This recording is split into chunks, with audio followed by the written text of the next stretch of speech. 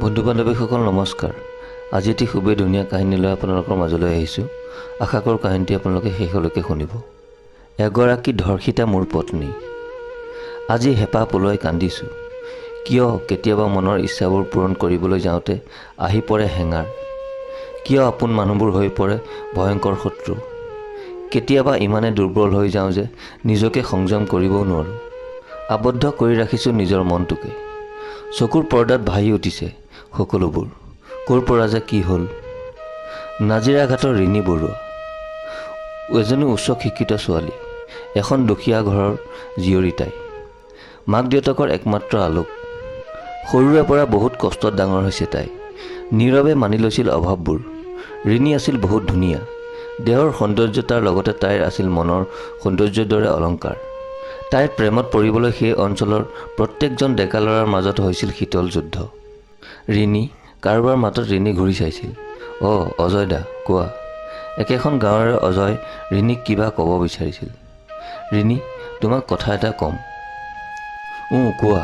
মানে অজয় দা মোক যি ক'ব বিচৰা সেয়া বিনা সংকোচে স্পষ্টকৈ ক'লে মই ভাল পাওঁ। তুমি আকৌ মোক বেয়া পোৱা নেকি? মই কাকো বেয়া নাপাওঁ অজয় দা। ভুল মানুহৰে হয়। মই তোমাৰ প্ৰেমত পৰিছোঁ ৰিণী। সেয়া স্বাভাৱিক অজয় দা। মই তোমাক ভাল পাওঁ ৰিণী। ময়ো তোমাক ভাল পাওঁ অজয় দা।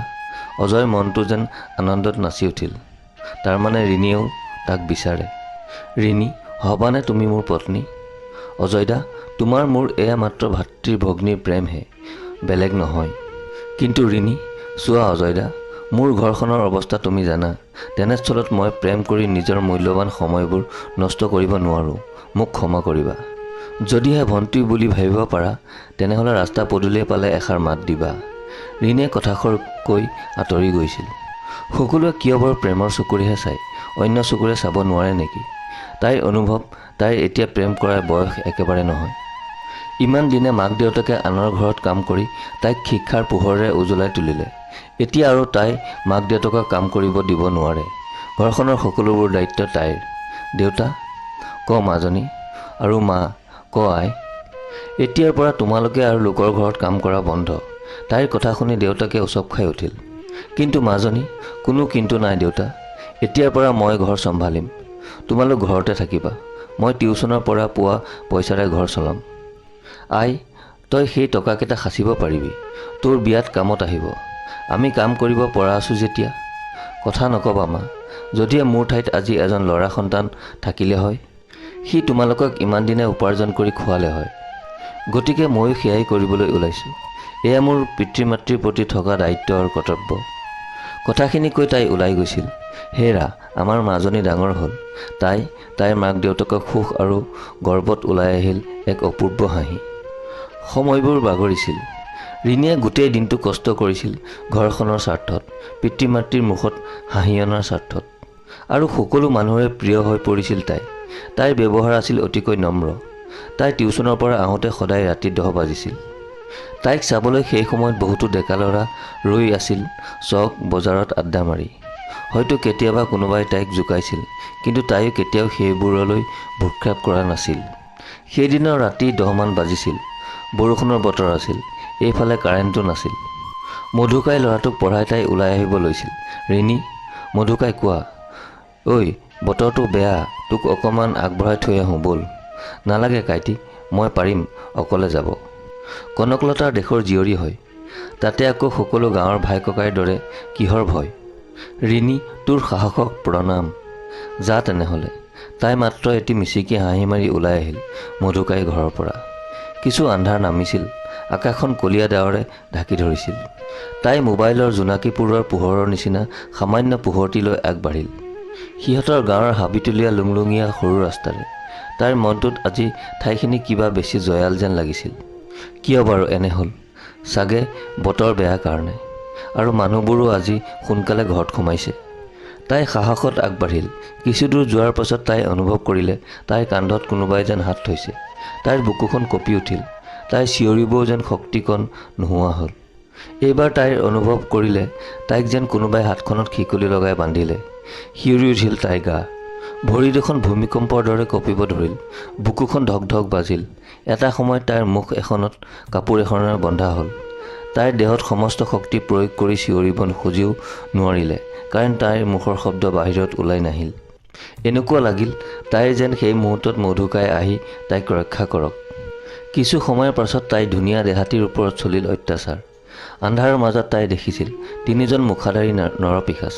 3জনৰ বৰ্বৰ অত্যাচাৰত তাই লাহে লাহে অচল হৈ পৰিছিল। ক'ৰবাত যেন তাই অনুভৱ কৰিছিল অসহ্য যন্ত্ৰণা। কিছু সময়ত তাই মুমূৰ্ষু হৈ পৰিছিল আৰু পাখণ্ডহঁতে নিজৰ কামনা সিদ্ধি কৰি আঁতৰি গৈছিল তাইক পেলাই থৈ। এইফালে মহা চিন্তাত পৰিল তাইৰ বৃদ্ধ মাক দেউতাক। কিনকিনীয়া বৰষুণত সাধাৰণ চাকি এটি জ্বলাই বিচাৰি আহিছিল তাইক। এটা সময়ত বৰষুণজাক ডাঙৰ হৈ আহিছিল, নুমাই গৈছিল তেওঁলোকৰ হাতত থকা চাকিগছি। আন্ধাৰৰ মাজতে খেপিয়াই খেপিয়াই নিজৰ মৰমৰ জীয়ৰীক বিচাৰি গৈছিল। হৃদয় বিদাৰক এক দৃশ্য। সেইদিনা মই অফিচৰ পৰা আহোঁতে পলম হ'ল। বৰষুণজাকে মোক বৰকৈ বাধা দিছিলে। ময়ো বৰষুণত তিতি আহি আছিলোঁ। তেনেতে বাইকৰ পোহৰত ৰিণীৰ মাক দেউতাকক তেনেকুৱা অৱস্থাত দেখি মোৰ হৃদয়ে কান্দিলে। খুৰা, দুয়ো হয়তো চকুৰে মোক ভালকৈ মনিব পৰা নাছিল। মইহে খুৰা, ৰাগ।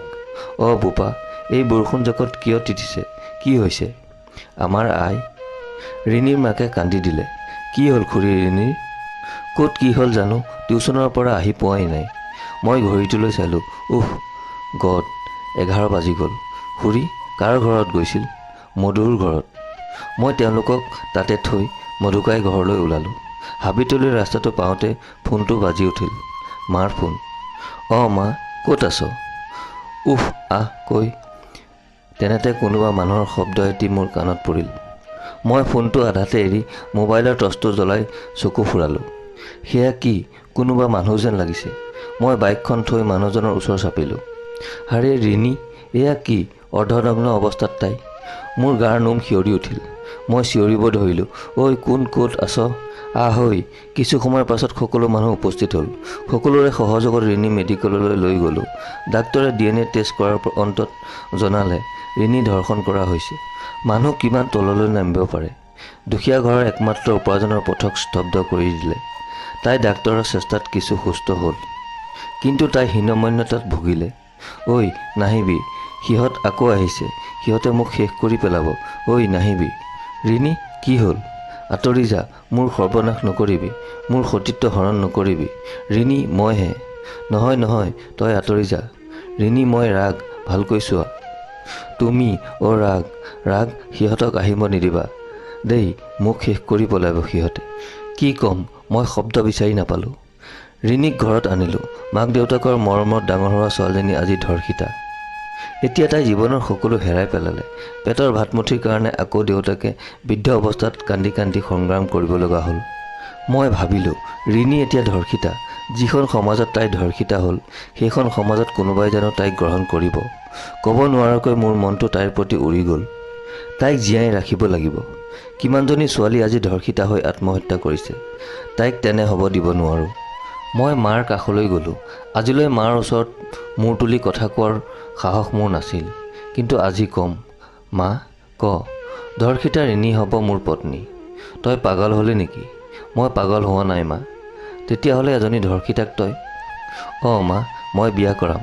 কি ভুল তাইৰ? তাইৰ অনিচ্ছাত তাই সতীত্ব বিনাশ কৰিছে। সেয়া তাইৰ ভুল নহয় মা। মই ভাবোঁ তাই পবিত্ৰ, সেইকাৰণে তাইৰ কোমল দেহাৰ প্ৰতি সকলোৰে লোভ আছিল। তাই ধৰ্ষণ হোৱাটো কেতিয়াও তাইৰ অপৰাধ হ'ব নোৱাৰে। সমাজে আমাক হাঁহিব। মা, এইখন সমাজক সুধি মই কাম নকৰোঁ। নিজেও এগৰাকী নাৰী, ভাবি চাবা কথাটি। নাই, তাইক আমি গ্ৰহণ কৰিব নোৱাৰোঁ। মাৰ কথাটো শুনি মোৰ ঘৰখনলৈ ঘৃণা জন্মিলে। তেতিয়া মই ঘৰখন এৰি গুচি আহিলোঁ। আৰু আজি এয়া কি? মোৰ দুৱাৰত কাৰোবাৰ টোকৰৰ শব্দ শুনিলোঁ। উঠি গৈ দৰজাখন খুলি দি দেখিলোঁ মা আৰু বাইদেউ। বহুদিনৰ মূৰত মাক দেখি বুকুখনে কান্দি উঠিল। শুন, তোৰ ইচ্ছা আমি পূৰণ কৰিম। তোৰ চিন্তাধাৰাক আমি সন্মান জনাইছোঁ। ব'ল, আমি ৰিণীৰ ঘৰলৈ যাম। মই সৰু ল'ৰাৰ নিচিনা মাৰ বুকুৰ মাজত গৈ উচুপি কান্দিলোঁ। আৰু আমি গৈ ৰিণীৰ ঘৰ ওলালোঁ। গৈ দেখিলোঁ তাই জুপুকা মাৰি বহি আছে। দেখি মোৰ মনটো হাহাকাৰ কৰি উঠিল। ৰিণী, মোৰ ফালে চোৱা এবাৰ। তাই লাহে লাহে মূৰটো ওপৰলৈ উঠাই চালে। ৰাগ, চিনি পাইছা? তোমাক চিনি নাপামনে? মই তোমাক নিবলৈ আহিছোঁ। ক'ত? মোৰ ঘৰত, মোৰ পত্নী কৰি। কি? তুমি মোক বিয়া? তুমি সঁচাকৈ? তাইৰ অৱস্থাটো দেখি মই কান্দি দিলোঁ। সঁচাকৈ ৰিণী, তুমি মোৰ পত্নী হ'বা? কিন্তু মই যে ধৰ্ষিতা। নহয় ৰিণী, তুমি পবিত্ৰ, তুমি ধৰ্ষিতা নহয়। মই তাইক মা আৰু বাৰ ওচৰলৈ লৈ আহিলোঁ। তাই ভয় ভয় আৰু লাজত মুখখন ক'লা পৰি গৈছিল। ৰিণী, তুমি আমাৰ বোৱাৰী হ'বা? মাৰ কথাষাৰত তাই এটি ধুনীয়া হাঁহি মাৰি কৈছিল, হ'ম।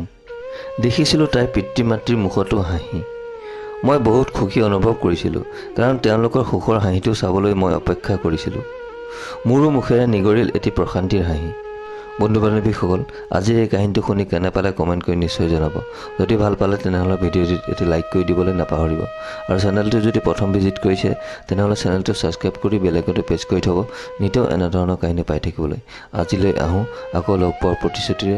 ধন্যবাদ। জয় আই অসম।